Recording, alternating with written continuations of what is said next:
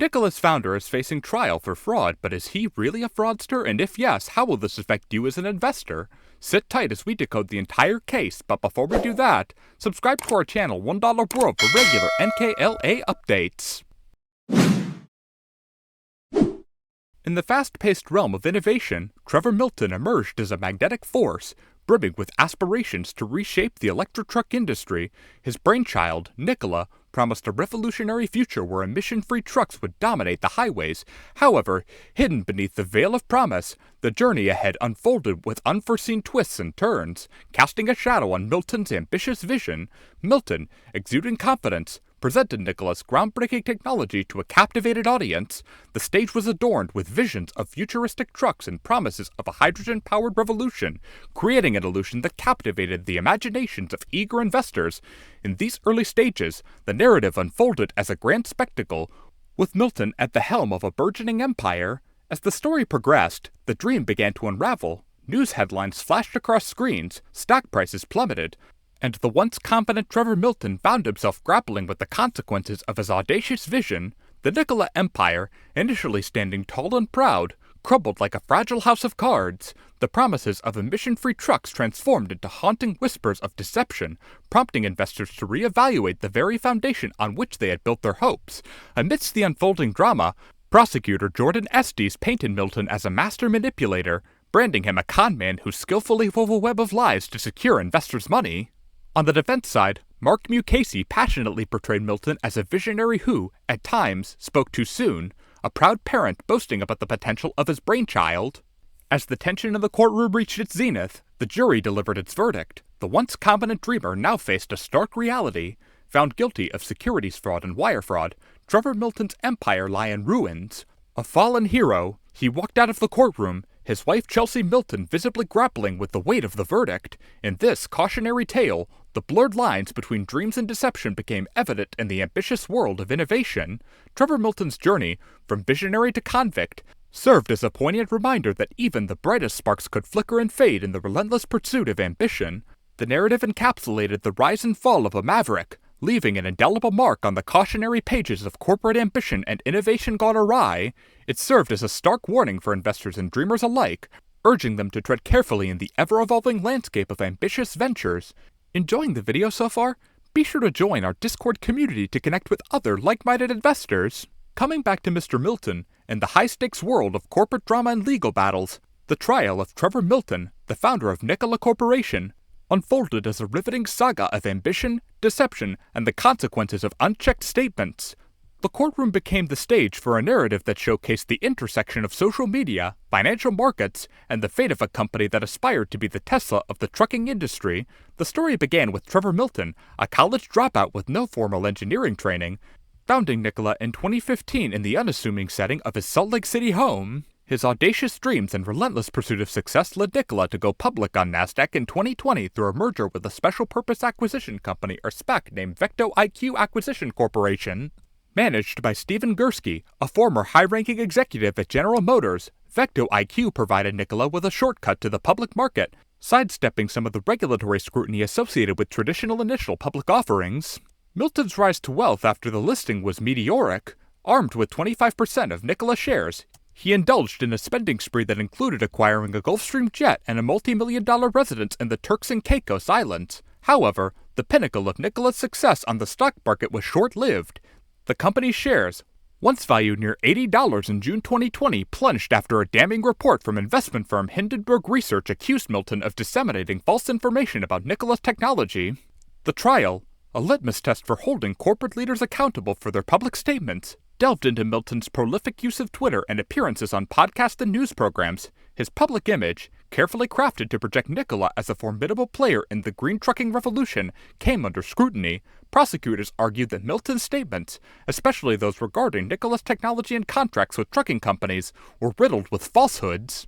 One pivotal moment in the trial centered around a video presented by Hindenburg Research, in which a truck appeared to be a working prototype but was later revealed to be rolled down an incline to create a deceptive effect. Milton's defense dismissed the video as mere special effects, arguing that the use of such techniques was not a crime.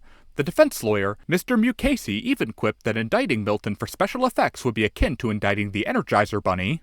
As the trial unfolded, it revealed the stark contrast between Milton's public proclamations and the reality behind Nikola's operations. Despite claiming to produce green hydrogen with renewable energy at a cost lower than diesel, Nikola had not produced a single molecule of hydrogen, according to testimony. The company's ambitious plans to build a network of hydrogen fueling stations along major highways mirrored Tesla's success with charging stations, but proved to be more fiction than reality. The unraveling continued as witnesses, including Scott Damon, a senior manager at General Motors, shed light on Nikola's partnership with GM to build a battery-powered pickup truck called the Badger. Damon's testimony revealed that GM would have supplied all of the engineering and technology, with Nikola contributing only to design and marketing. Milton, however, painted a different picture on social media, attributing 100% of the technology to Nikola. GM eventually pulled out of the partnership after the Hindenburg report, and the Badger was never produced. The trial also exposed internal discord within Nikola, with executives, including Mark Russell, CEO, and Kim Brady, CFO, allegedly warning Milton about the repercussions of his misleading statements. An intervention was even staged, attempting to bring Milton back to the truth, but it proved unsuccessful. In a surprising twist, internal emails presented by Milton's defense portrayed a different narrative. The emails allegedly showed Nikola executives praising Milton's media appearances, contradicting the prosecution's claim that executives had concerns about his statements.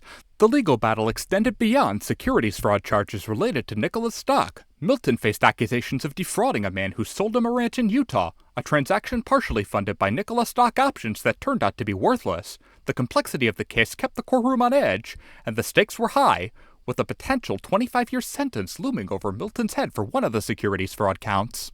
Despite the legal turmoil, Nikola, based in Phoenix, continued its operations. The company shifted its focus to producing a limited number of battery-powered trucks in collaboration with established companies like Iveco, an Italian truck maker. The saga took an unexpected turn with the appointment of Michael Loscheller, an auto industry veteran, as president of Nikola in August. The company's resilience and ability to adapt hinted at a determination to overcome the shadows of its founder's missteps.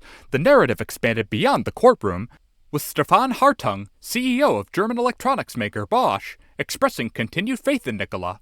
Bosch, a major player in the automotive industry, supplied fuel cell technology for Nikola trucks, emphasizing the progress made in terms of industrialization capability. The story hinted at the possibility of redemption for Nikola, fueled by collaborations and technological advancements. As the trial reached its climax, the intertwined fates of Trevor Milton and Nikola remained uncertain. The courtroom drama, a reflection of the volatile intersection of corporate aspirations and legal consequences, offered a glimpse into the challenges faced by companies navigating the thin line between ambition and deception in the pursuit of success. Now talking about the Nikola stock's performance in the market, as of November 16, 2023, Nikola Corporation's stock is valued at $1.0798, reflecting a 1.83% decline from the previous day's closing price. Over the past year, the stock has demonstrated considerable volatility, ranging from $0.5210 to $3.7100. Nikola's market capitalization stands at $1.07 billion, calculated based on its 985.2 million outstanding shares, with a public float of 870.68 million shares available for trading.